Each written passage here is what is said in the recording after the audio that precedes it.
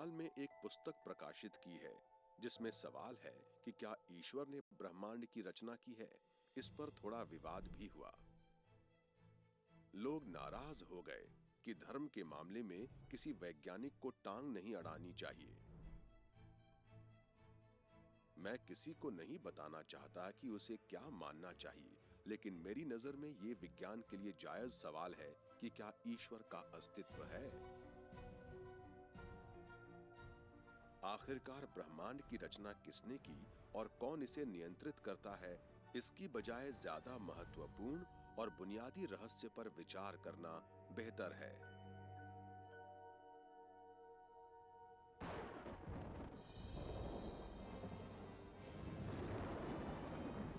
पुराने जमाने में इसका जवाब लगभग एक ही होता था, ईश्वर ने सब कुछ बनाया है। इसलिए वाइकिंग जैसे ताकतवर लोग भी बिजली कड़कने या तूफान जैसी कुदरती बातों को समझने के लिए अलौकिक शक्तियों के अस्तित्व में विश्वास रखते थे।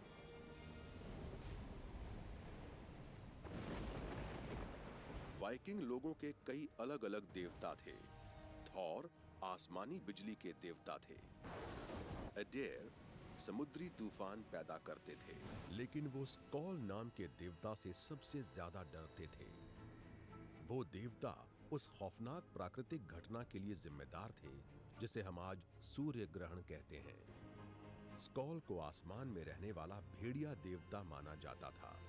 कभी कभार वो सूर्य को खा लेते थे, जिससे वो डरावना पल आता था जब दिन रात में बदल जाता था।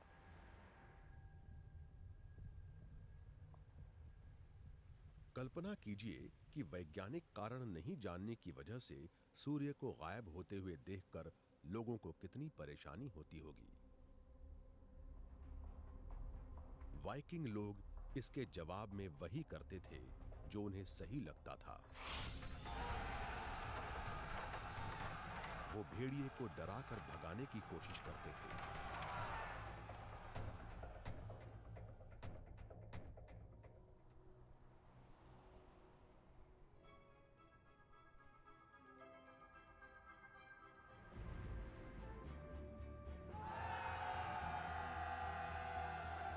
वाइकिंग लोगों की मान्यता थी कि उनके चीखने चिल्लाने से सूर्य लौट आता था।